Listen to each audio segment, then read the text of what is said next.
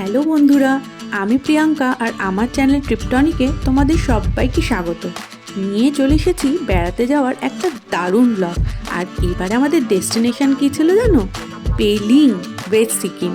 এত সুন্দর জায়গাটা ছিল, একেবারে স্বপ্নের মতো। আর তার সাথে দুর্দান্ত স্কাই ওয়াক, ওয়াটারফলস, খিচিপেরি লেক, আর সব শেষে রইল অপূর্ব কাঞ্চনজঙ্ঘার ভিউ। তাহলে আর দেরি না করে চটপট শুরু করে দিই আমার পেলিং ব্লগ। সাথে থাকবে আমার হোটেল খরচ, সাইট সিইংয়ের ডিটেলস এবং আরও ছোটোখাটো খুঁটিনাটি অনেক তথ্য। তো দেখতে থাকো ভিডিওটা একবারে শেষ পর্যন্ত। শুরু করলাম আমার পেলিং ব্লগ পার্ট 1। চলে এলাম শিয়ালদা স্টেশনে। ট্রেন ছিল 10:05 দার্জিলিং মেল, আর যথা সময়ে ট্রেন ছেড়েও দিল।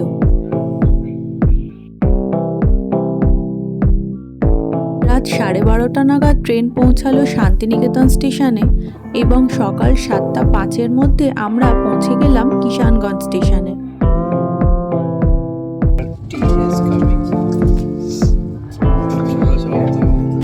বাজে 8:41 আর ট্রেন ঢুকছে এনজেপি স্টেশনে।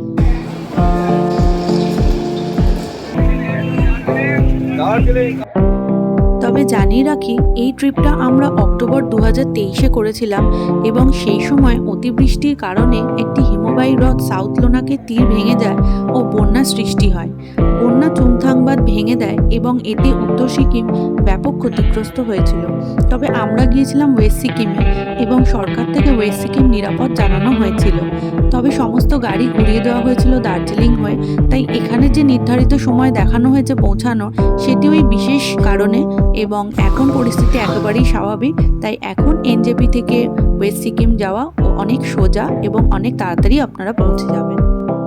প্রায় 11:15 নাগাদ আমরা পৌঁছে গেলাম কার্শিয়াংয়ে, আর সেখানেই সেরে ফেললাম সকালের জলখাবার। চলে এসেছে দ্বীপের জন্য গরম গরম কচুরি আর আমার জন্য স্যান্ডউইচ। এটি কার্শিয়াং ট্যুরিস্ট লজ ছিল। এখানে থাকার ব্যবস্থাও আছে। টাইমিং এবং ভাড়াটা দেখিয়ে দিলাম স্ক্রিনে, দেখে নেবেন আপনারা।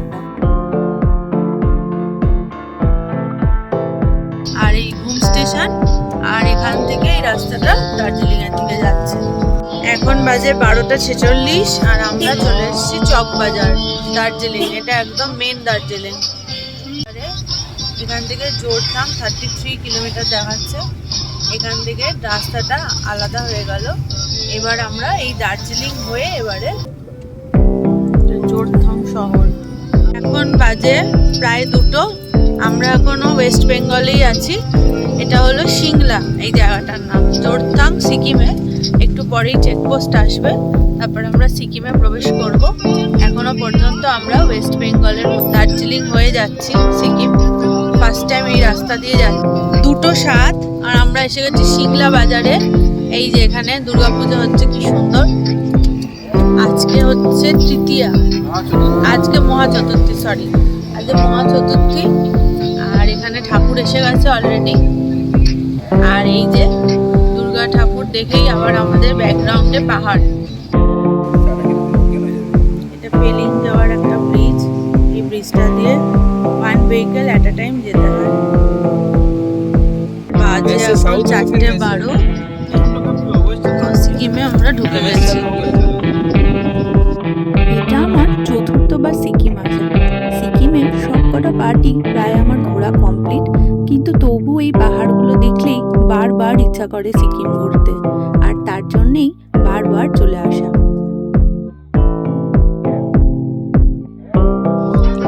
5:57 আর আমরা এসে গেছি আমাদের রেস্ট হাউসে।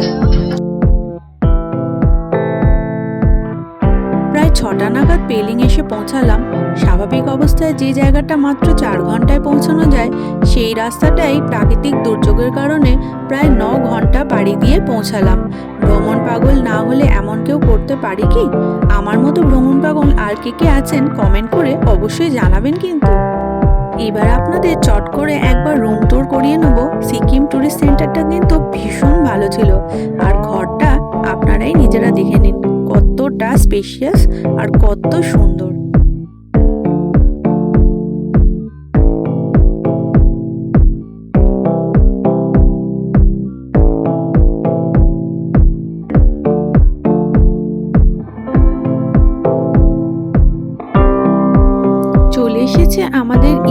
স্ন্যাক্স।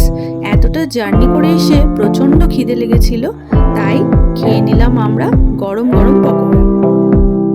স্ন্যাক্স খেয়ে আমরা বেরোলাম আশপাশটা এক্সপ্লোর করতে। পেলিং খুব ছোট্ট একটা জায়গা, আর কিছু অল্প সংখ্যকই দোকান ছিল, সেগুলোই আমরা একটু ঘুরলাম আর অল্প কিছু কেনাকাটি করলাম।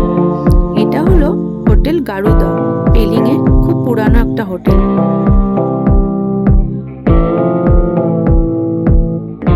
ইচ্ছে ছিল এই রেস্টুরেন্টে খাওয়ার, কিন্তু আলটিমেটলি চলে এলাম আমাদের হোটেলের নিজস্ব রেস্টুরেন্টে ডিনার কমপ্লিট করতে। ঠান্ডার মধ্যে মিক্সড ফ্রাইড রাইস আর হট গার্লিক চিকেন জাস্ট জমে গেছিল।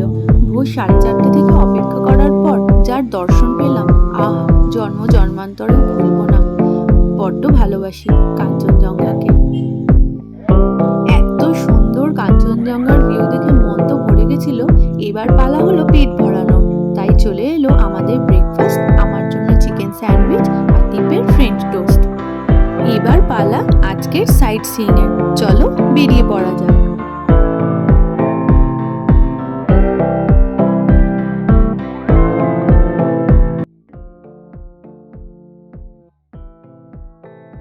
এখন বাজে 9:47। আমরা হোটেল থেকে বেরোলাম, আমাদের সেকেন্ড দিনের জার্নি স্টার্ট করছি। প্রচুর সাইট সিইং আছে আজকে। আমি ভিডিও করবো বলে গাড়ির সামনে বসেছি, যে ভিডিও করবো না সে গাড়ির পেছনে বসেছে। ঠিক আছে, চলো আজকে প্রচুর সাইট সিইং করার আছে। ওয়েদারটাও দুর্দান্ত, সকাল সকাল কাঞ্চনজঙ্ঘা দেখে নিয়েছি। চলো লেট দ্য জার্নি বিগিন। এই জায়গাটা, এই ভ্যালিটা এদিকে আছে, এটার নাম দোরাব ভ্যালি। এখানে প্রচুর হোমস্টে আছে সুন্দর সুন্দর। এটা পেলিং থেকে 6-7 কিলোমিটার দূরে, আর একটু অফবিট লোকেশন মতো। এই যে ভ্যালিটা, এই ভ্যালিটার নাম দোরাব ভ্যালি। খুব সুন্দর জায়গা, প্রচুর হোমস্টে রয়েছে। যারা একটু অফবিটে নিরিবিলিতে থাকতে চায়, তারা এখানে খুব সুন্দর টাইম স্পেন্ড করতে পারবে।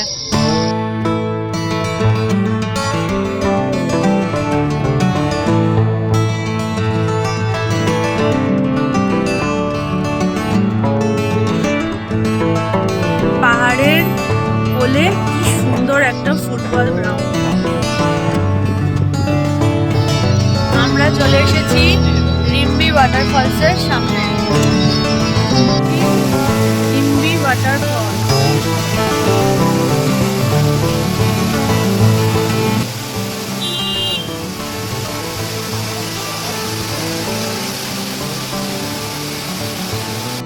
এই যে পাশে যে ভ্যালিটা দেখতে পাওয়া যাচ্ছে, এটা হলো রিম্বি ভ্যালি। আমরা অন্য একটা যে ডেস্টিনেশনে যাচ্ছি অনেক ভালো দেখতে পাবো। এখানে নিচ দিয়ে রিম্বি নদীটাই বয়ে গেছে, তাই জন্য এই ভ্যালিটার নাম রিম্বি ভ্যালি।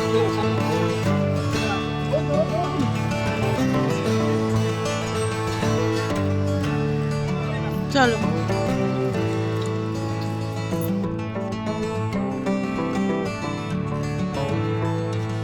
এই দেখো কি সুন্দর।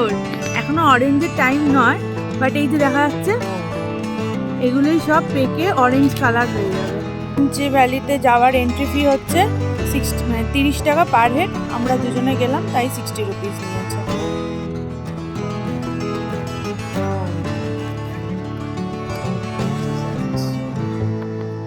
Original orange gardener orange juice লাগছে। এটা খেয়ে অরিজিনাল ফিল আসছে না?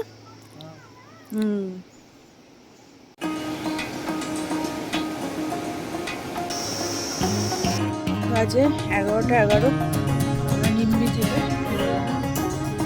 अभी कहाँ जाएंगे? कंचनजंगा वाटरफॉल्स। যাবো কাঞ্চনজঙ্ঘা ওয়াটারফলস দেখতে। হ্যাঁ, কাঞ্চনজঙ্ঘা ওয়াটারফলস।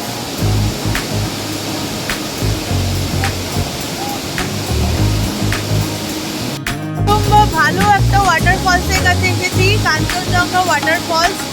ভীষণ জলের স্রোত, আমার কথা শোনা যাচ্ছে নাকি জানি না। তার সাথে এত সুন্দর ঝর্ণাটা, পুরো মন ভরে গেল দেখে। দারুণ দারুণ দারুণ। পাহাড়ে গেলেই জানি না খিদেটা কেন এত বেশি পায়, তাই একটু হালকা ফুলকা স্ন্যাক্স খেয়ে নিলাম আবার। এই যে ওয়াটারফলটা, এটা খেচিপেড়ি লেক থেকে এই জলটা আসছে, ঠিক আছে। আর ভেতরে যে এই মেইন জলটা, এইটা হচ্ছে কাঞ্চনজঙ্ঘা ওয়াটারফলস থেকে, যেটা কিনা মেন কাঞ্চনজঙ্ঘা থেকে এই ঝর্ণাটার উৎপত্তি হয়েছে, তাই জন্য এটার নাম কাঞ্চনজঙ্ঘা ওয়াটারফলস।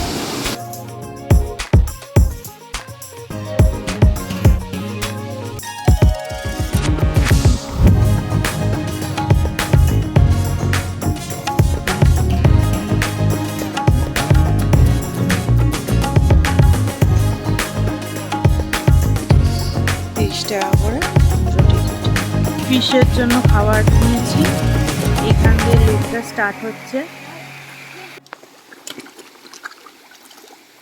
এখানে প্রচুর ফিশ আছে এখানটায়, আর এক এক করে সয়াবিন খাওয়াচ্ছে। এই যে আমাদের সয়াবিন কুমারী, সাশ্রয়ী তো খুব। এই এরা সয়াবিন গেল, এই গেল, এই গেল, এই খেয়ে নিল। এটা 4-5টা একসাথে দিতে পারেন তো আপনি। এই দিয়েছে 3খানা একসাথে, এই মারামারি লেগে গেছে।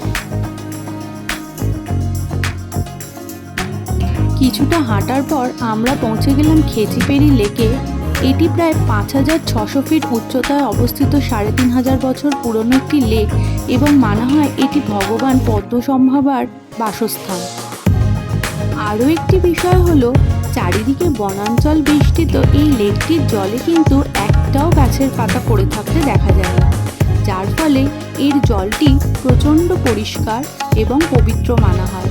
হিন্দু এবং বৌদ্ধ ধর্মাবলম্বীদের কাছে খুবই পবিত্র হলো এই খেচিপেড়ি লেকটি। এখন বাজে 1:53 আর আমরা খেচিপেড়ি লেক থেকে বেরোলাম। আমরা যাচ্ছি স্কাই ওয়াকের দিকে।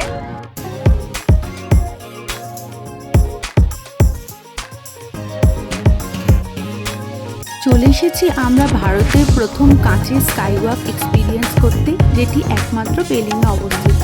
এখানে রয়েছে 137 ফুট উঁচু বোধিসত্ত্ব চেনরেজিক মূর্তি, যা বিশ্বের সবচেয়ে উঁচু চেনরেজিক মূর্তি।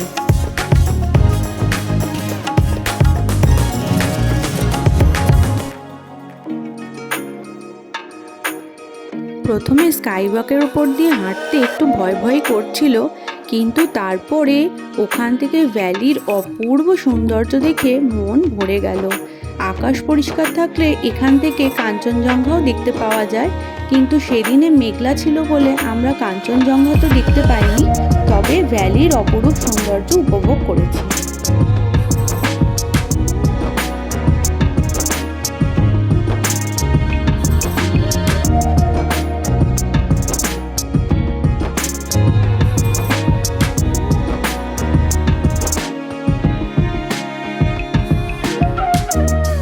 স্কাইওয়াকের ওখান থেকে বেরিয়ে খুব খিদে পেয়ে গেছিলো, আর ওখানে একটাই রেস্টুরেন্ট, ওখান থেকেই আমরা আমাদের লাঞ্চ সেরে ফেললাম। আজকের মতো আমাদের ট্রিপ কমপ্লিট, ফিরে এলাম হোটেলে। আজকে আমাদের ডিনার প্ল্যান ছিল বাইরে, চলে এলাম রাসুলাতে। খুব সুন্দর এই রেস্টুরেন্টটা এবং এখানেই আমরা করে ফেললাম ভীষণ টেস্টি আর স্পাইসি ডিনার।